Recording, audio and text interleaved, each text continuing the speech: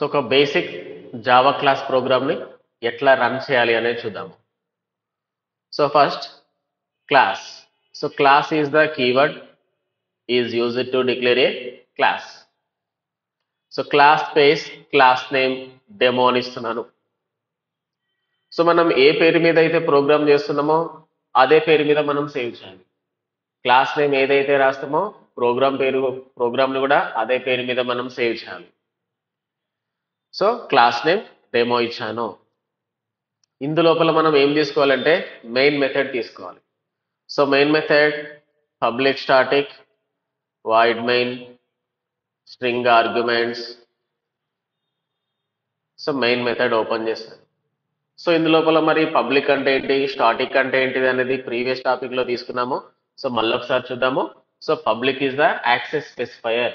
So public అనేది ఏంటిది, access specifier, it visible to everything. So static is the keyword. ఇది రాయడం వల్ల మనం ప్రోగ్రామ్ అనేది స్టాటిక్ లో కన్వర్ట్ చేస్తుంది. So void is the return type, should not return any value. So main is the method name. String arguments. ఈ string arguments అనేది ఎందుకోసం రాయాలి అంటే బాడీ లోపల మనం ఏది అయితే రాస్తున్నామో దానికి స్ట్రింగ్ లెక్క కన్వర్ట్ చేస్తూ ఉంటుంది. సో ఇప్పుడు ఒక అవుట్పుట్ స్టేట్మెంట్ అయితే నేను తీసుకున్నాను. సో సి లాంగ్వేజ్ లోపల అయితే ప్రింట్ఎఫ్ వాడతాం, C++ అయితే సి అవుట్ వాడతాం, జావాలో అయితే system dot out dot println text message తీసుకుంటున్నాను, welcome to Java programming. Okay, end with semicolon. Just ఇది నా బేసిక్ క్లాస్ ప్రోగ్రామ్. ఇప్పుడు మనం దీన్ని సేవ్ చేయాలి. ఎక్కడ సేవ్ చేయాలి అంటే ఇందాక మనం ఒక టార్గెట్ ఫోల్డర్ పెట్టుకున్నాం కదా, ఆ టార్గెట్ ఫోల్డర్లో అయితే సేవ్ చేయాలి. సో షార్ట్ కట్ వచ్చేసి Ctrl+S. సో టార్గెట్ ఫోల్డర్ ఎక్కడ ఉంది మనకి, డెస్క్టాప్ లో మై జావా అనే పేరు మీద అయితే నేను సేవ్ చేసి పెట్టుకున్నాను, రైట్. సో క్లాస్ నేమ్ వచ్చేసి ఏమి ఇవ్వాలి మనము, డెమో కదా. సో డెమో డాట్ జావా అనే పేరు మీద దీన్ని సేవ్ చేయాలి. సేవ్ చేస్తున్నాను. సో చెక్ చేద్దాం ఒకసారి. ఇదే కదా మన టార్గెట్ ఫోల్డర్. ఓపెన్ చేస్తున్నాను. సో ఇందులో డెమో డాట్ జావా ఫైల్ అనేది వచ్చేసింది.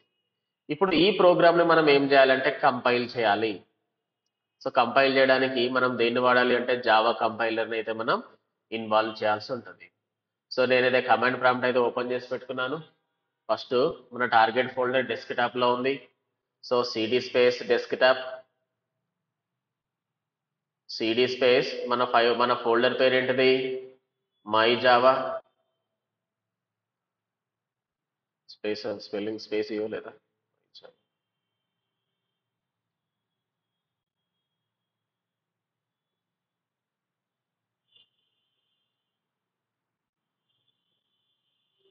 ఒక నిమిషం, నేను దాని పేరు మార్చేస్తున్నాను, అది తీసుకోవట్లేదు. మై ప్రోగ్రామ్స్ అని ఇస్తున్నాను.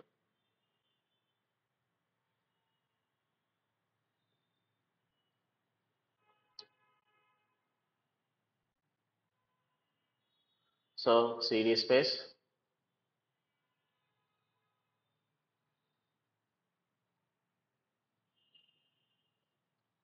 రైట్ వచ్చేసింది.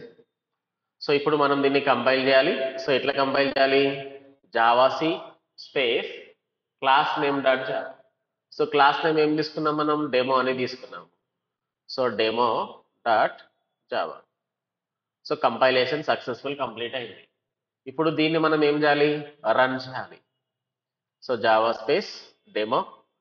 సో కంపైల్ చేయడానికి javac space class name dot java. ఇప్పుడు నేను దీన్ని రన్ చేయాలి. రన్ ఎట్లా చేయాలి, so java space class name enter. So ఆటోమేటిక్గా చూడండి మనకి రిజల్ట్ అనేది డిస్ప్లే అయింది. సో మనం ఇక్కడ అవుట్పుట్ స్టేట్మెంట్ ఏం తీసుకున్నాము, వెల్కమ్ టు జావా ప్రోగ్రామింగ్ అని తీసుకున్నాము. సో ఇక్కడ మనకి రిజల్ట్ కూడా వెల్కమ్ టు జావా ప్రోగ్రామింగ్ అనేది